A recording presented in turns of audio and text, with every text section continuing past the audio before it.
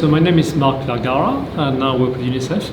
But at the time, I was working for the United Nations Mission Assistance to Rwanda, number 2, which is in '94, which replaced the first one, which stopped because of genocide. The genocide in Rwanda happened between April '94 and July '94, and the mission started in September.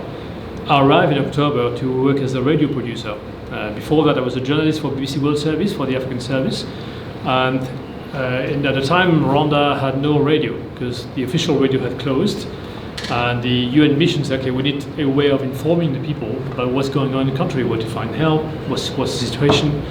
And we started with radio, and they absolutely needed a producer who could speak English, French, and had some knowledge of radio producing, that was me, and preferably a knowledge of Africa. And I was working for the African Service for BC, so that, here you go.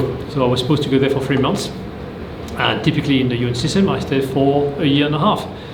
And my job was to then collect interviews in the morning, interview people, what we're doing, what's going on, tell me, and so then broadcast the news in English and French and the local language, Kinyarwanda, with my colleagues, to the people who could have radios at the time, which was limited, because there was no other source of information in the country. So that was my job, and I did it for about a year and a half. Okay, I think it's a very important event in the history of the 20th century. I think there's been a series of genocide, unfortunately, in the last century. Of course, people have heard of the genocide of massacres of Armenians in the early 20th century. They, of course, heard of the genocide of the Jews during the Second World War.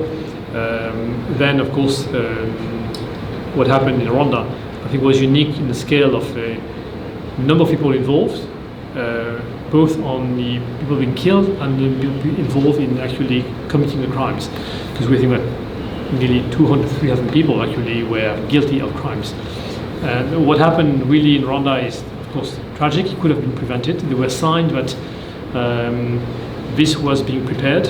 I think the international community at the time did not listen. There were clear warning signs. For various reasons, the powers that be at the time decided not to intervene, whether it's the Western powers or the UN as a whole. And I think lessons have been learned on that, on what is our duty to intervene when such a thing happens. It's still not perfect, but I think a lot of lessons have been learned from the Rwandan experience. And certainly, when it comes to Rwanda itself, I think the way the communities live together or not, I think a lot of lessons have been learned. For example, the mention of your ethnic origin on your ID, whether you're Tutsi or Hutu, was a clear death sentence when people would arrive at the checkpoint and your militia would check your ID and this is Tutsi, you'll be dead in a few seconds. So I think a lesson learned in terms of how to live together, certainly, because now the new government has abolished the notion of Tutsi and Hutu on the ID cards. But I think beyond that as well, what do we mean by development? What do we mean by peace? What do we mean by living together? And also, who is responsible? You have to sometimes go back in history to see that the colonialist approach by the time the Germans and then the Belgians and to some extent also the French were also guilty of what happened in Rwanda. So of course the Rwandan people committed the crimes, but the preparation work, so to speak, the seeds were planted much before, and unfortunately there's a lot of guilty parties in this. So yeah, many lessons to learn from the genocide, unfortunately. Well, here I have to reveal that I've been working with UNICEF for about 20 years.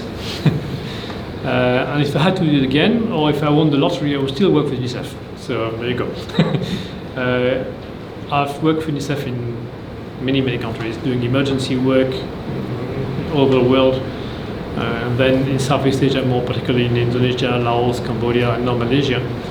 And the range of jobs is just amazing because our mandate is child rights. So it's not like a specialized agency like WHO, for example, look at the health, or FAO will look at agriculture, for example.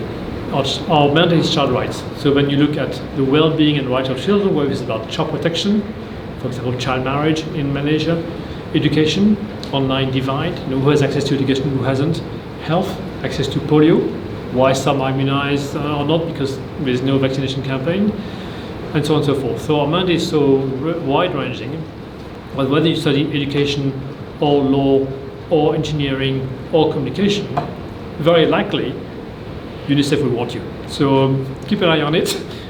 We work in 190 countries in the world. So if you want to see the world, do something useful. I think the job has to be well paid, useful, self-esteem building.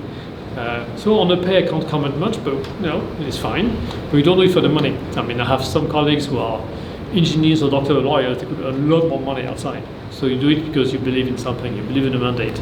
But I think if you think you have a sense of satisfaction in the job done, I think you could do a lot worse with UNICEF. That's it.